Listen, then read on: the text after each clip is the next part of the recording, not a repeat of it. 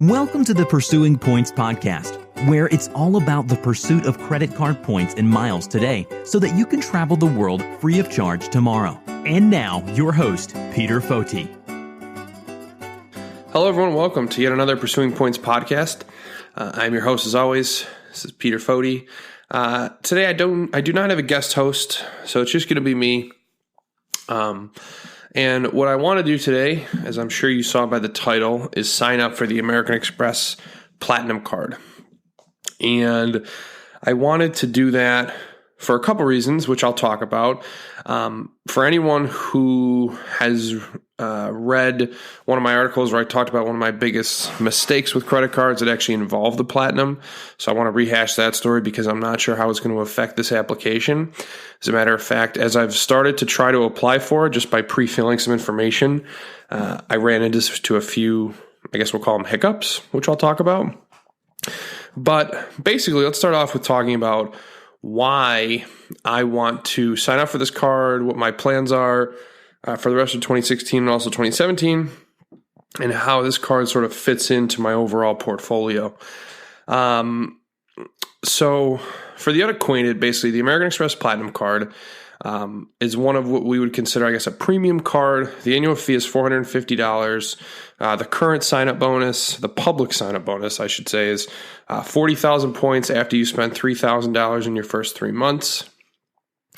Those are Amex membership rewards points, which tend to be rather valuable. I believe the points guy has them around 1.7 cents, something like that. Some of the other perks include 5x points on all airfare booked directly with airlines, which is a new within the last, I think, month or so perk that they've added. And I think that was sort of to try and compete with the Sapphire Reserve, which, of course, I signed up for live on the podcast. That was one of the first episodes. The other stuff that it comes with is lounge access.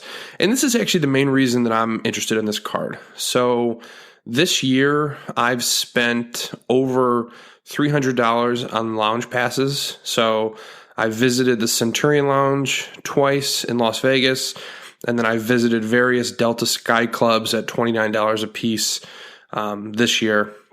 And I would have visited the lounge a lot more had I had a membership and if I didn't have to pay the $29.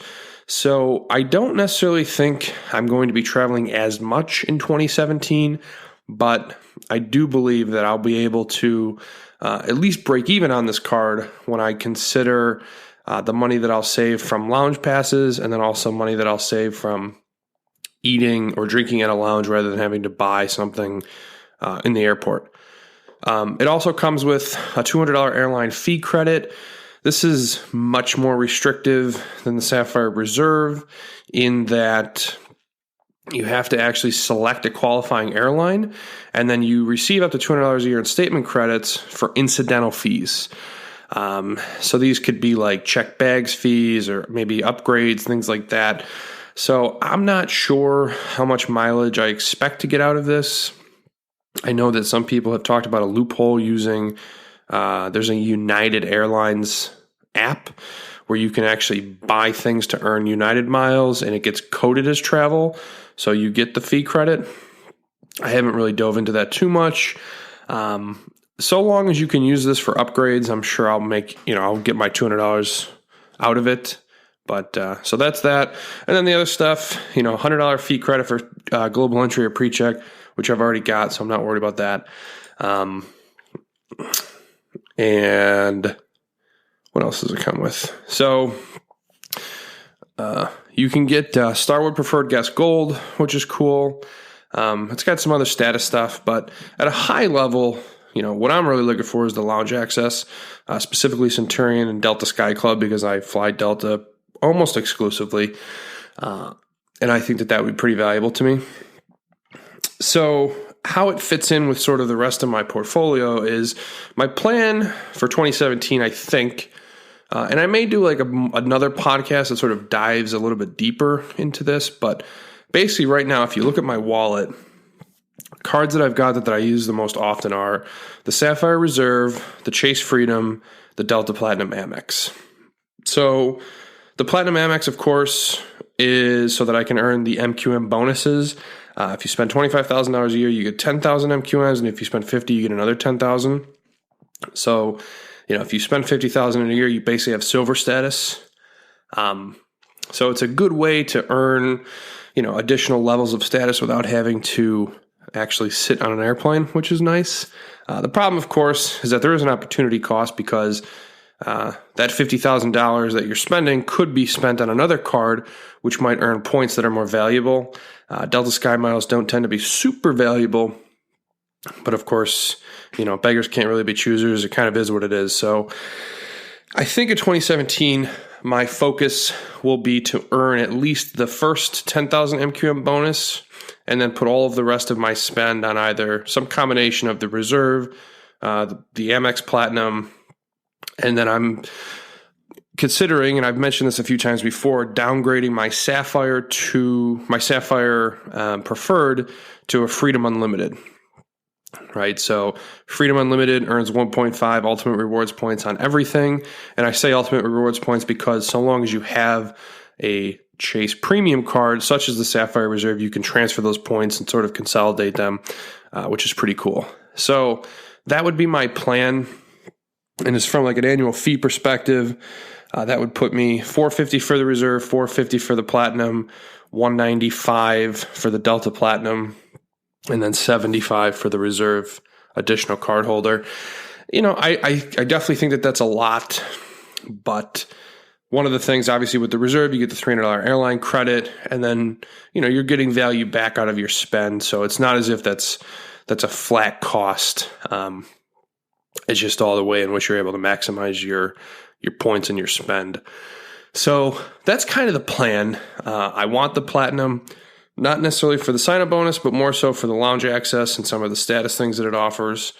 Now, before I apply, I want to rehash this story that I've told once before, which is one of the biggest credit card mistakes I ever made was actually signing up for the American Express Platinum card the first time. So this was back, I would say I was probably 20 or 21, so say this is 5 or 6 years ago. I had just sort of started getting into the credit card game, so to speak, and the the American Express Platinum card was, by all accounts, the best card at the time. And, you can call it curiosity. I personally call it stupidity. I basically was just like, I want to apply for this card and see what happens. Like, this is the cream of the crop. I want to know if I'm, eligible, capable of this. And, of course, I think in my mind at the time, I sort of talked it up as being something more than it was. I mean, at the end of the day, it's just a credit card. And most of the time, these companies will give you the card so long as you're willing to pay them the annual fee. They're going to make some money off you either way. So I went in, I signed up for the Amex Platinum, and to my horror, I was instantly approved. Now, at the time, I don't remember if I was unemployed. I was certainly underemployed. So I didn't really have $450 laying around. And certainly I wasn't traveling enough where I was able to make use of any of the perks of this card. So I was instantly approved. I didn't know what to do. So I waited for the card to get to me. And then honestly, I think they overnighted it. It came pretty quick. And then rather than calling to activate it, I actually called and said, I want to cancel the card. So I never actually activated it. I never got the sign-up bonus, but theoretically I did apply for it. Now, what's weird about that for this application is that American Express has a rule with regards to the sign-up bonuses where you can only get them once per card per lifetime. So theoretically, I've already sort of met that, right? Because I've already signed up for this card. And when I went to click on apply, since I was logged into AmericanExpress.com, when I clicked on apply now, it asked me to enter my password. And then it sent me in this infinite loop where it said the offer you're looking for is no longer available. Click here to start over, or click here to see the offer that is available, which I would then click on. And then it brought me back to the same page and I would log in and it would kick me out. So what I ended up doing is I'm in a new browser. I'm not logged in. I've got all of my information filled out, and I am going to go ahead and apply for this. Now, what's going to be interesting, first of all, is just to see whether or not I'll get approved, which barring them taking my previous application into account, I would say I would put my chances of getting approved at pretty high. But then what will also be interesting is whether or not I'm able to earn the sign-up bonus. Now, because I'm trying to sign up for this card for its lounge access and things like that, I don't necessarily care about the sign-up bonus, but certainly it would be nice, right? I mean, 40,000 membership rewards points is a good way to offset the first-year annual fee, and, that would just be nice. But, of course, we're going to have to wait and see. So, let's see. I can go ahead and click on agree and submit application, which I'm going to do now. We are reviewing your submitted application. It's spinning. They say it could take up to 60 seconds, which is fine. And again, I'm curious to see, not only if I get approved, but also if I do get approved, whether or not I'm able to take advantage of the sign-up bonus.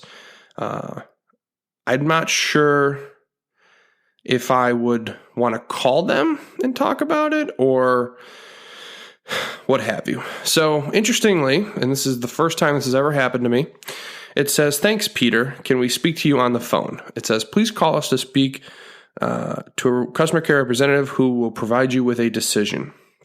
Now, this is actually probably a good thing. They're open until midnight, so I'm going to call them right now. And really, this is a good thing because it'll allow me to ask the question, will I be able to take advantage of the sign-up bonus? And if they say no, it'll give me something to think about.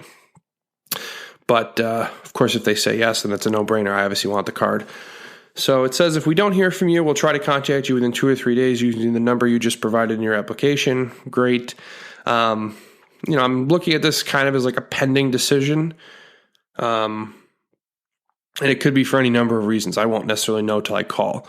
What I will probably do in this case is write a follow-up blog post to this where I discuss, what we talked about on the phone. Or I guess I could just call right now and put you guys on hold, and then I'll pick up the recording when I'm done. That sounds like a good idea. I will stop the recording here. I'm going to call American Express, and then I will get back on the podcast once I have more information.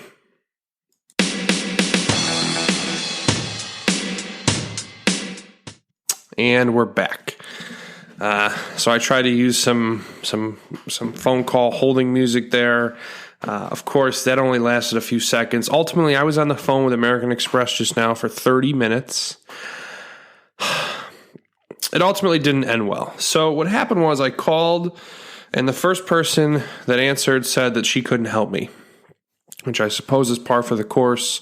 They provided me with a phone number to call, which I did, and then, of course, the person who picked up couldn't be of service. So then I was transferred to, I believe it was the fraud prevention team.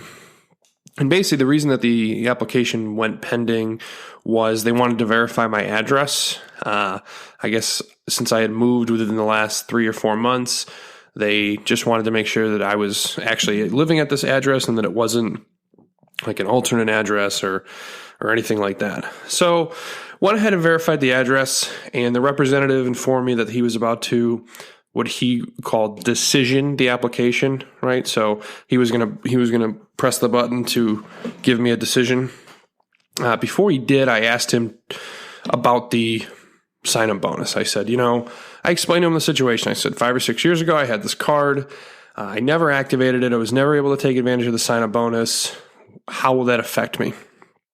And he then went and read some offer terms to me. And what he said was 2 things. He said, 1, the sign-up bonus is not available to anyone who already has any American Express card.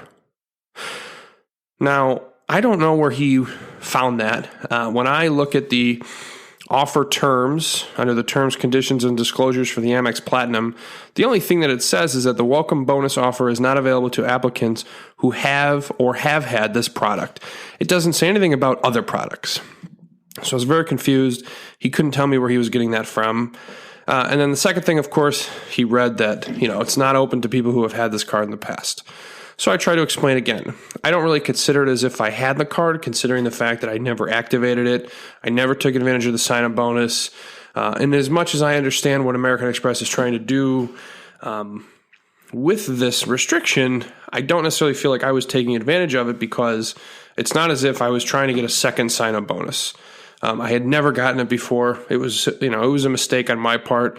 And, I feel like they probably could have worked with me a little bit.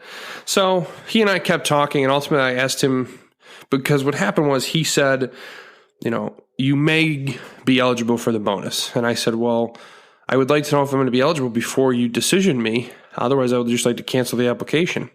Because the point he was trying to make was essentially that I would have to talk to customer service, and they wouldn't be able to talk to me until I was approved, or until I had the card.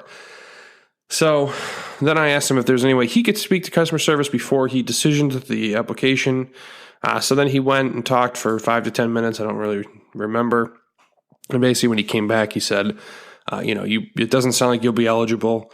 Do you want to still sign up for the card for some of the other benefits? And, of course, I've mentioned what the other benefits are. And frankly, those are the reasons why I wanted this card in the first place.